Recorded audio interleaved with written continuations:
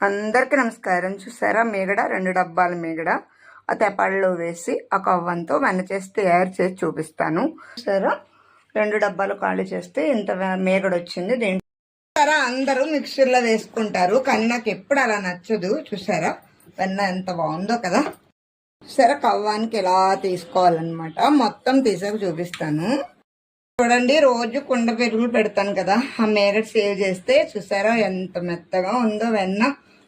మెత్తగా ఉండబట్టే కృష్ణుడు అప్పుడు వెన్నను దొంగిలించి తినేసేవాడేమో.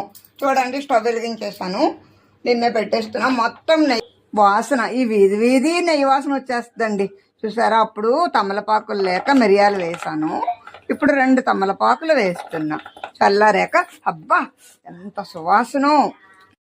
చూసారా వాడి పెడుతున్నాను స్ట్రైనర్తో. ఎంత కమ్మటి నెయ్యి వచ్చిందో. కష్టపడి చేసుకున్నాను.